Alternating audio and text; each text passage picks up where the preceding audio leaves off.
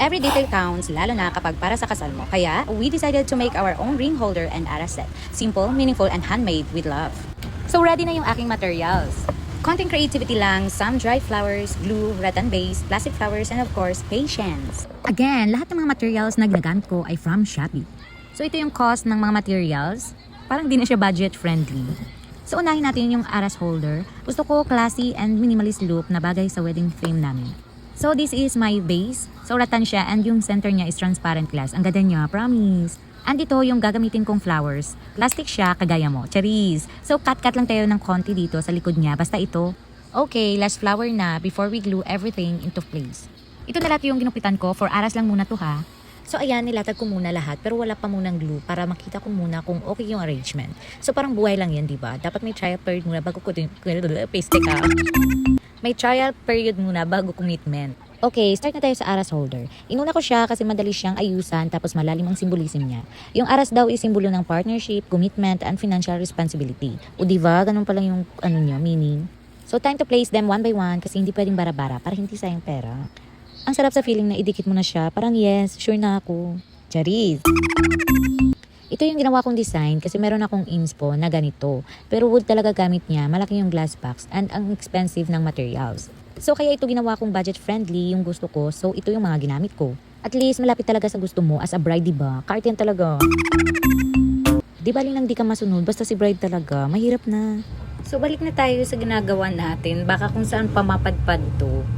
So this part, I'll start gluing the flowers one by one around the transparent glass box. Kunting ingat lang sa pagpisil ng glue kasi minsan biglang lumalabas ng madami tas ang messy tuloy. So gusto ko clean pa rin yung edges kahit may mga flowers na. Inayos ko rin yung spacing ng flowers. Ayoko nung dikit-dikit masyado kasi baka matakpan yung loob ng box. So dapat kita pa rin yung coin sa loob kasi yun yung main purpose ng holder na to, diba? So para sa aras.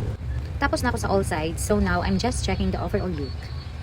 Now I'm adding finishing touches, kunting flowers sa pinaka-corners para mas polished tingnan.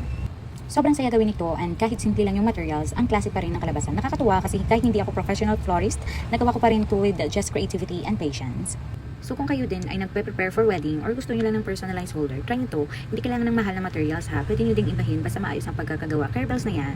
And reminder lang, you don't need na maging perfect talaga. Basta sa tingin mo, maganda na siya, okay na yun, hindi kailangan pantay-pantay lahat. O sobrang pulito talaga. Ang importante, may personal touch at ginawa mo to with love. So kung satisfied ka na sa itsura niya, sige go lang. Wala namang rules sa creativity. Pero seriously, I hope this inspired you to create your own version. Okay, so disclaimer lang, hindi to super budget friendly ha. Medyo lang talaga, hindi siya masakit sa bulsa. Pero hindi rin siya pangbarya. Sakto lang, parang feelings ng crush mo. Hindi sure kung crush ka din niya, Charis. And ayan na, finish na ang ating DIY aras holder. I love it! So next naman ay ring holder. So ito talaga yung pinakaabangan ko sa buong arrangement. Kasi dito ko ilalagay ang singsing.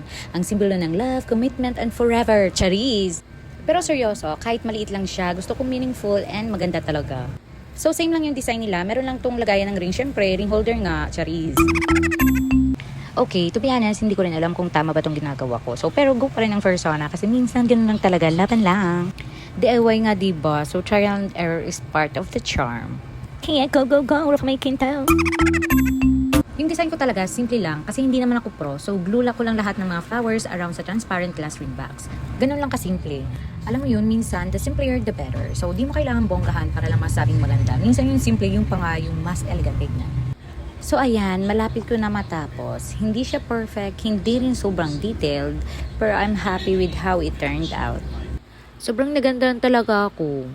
Ito yung mga inspo ko pala. So, meron pa akong ibang gaya rin ito, pero hindi ko na makita sa gallery ko.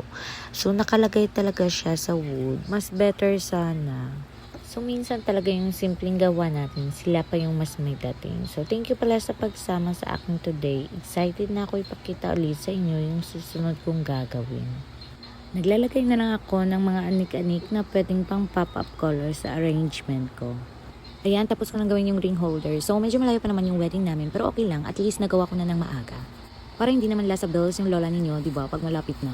And kinaugalian ko na kasi yung ganitong setup na nagbibigay talaga ako ng allotted time. Kumbaga advance pa, just in case. Here's the final look of our ring and aras holder. Gawa ng kamay mula sa puso at may halong Shopee finds.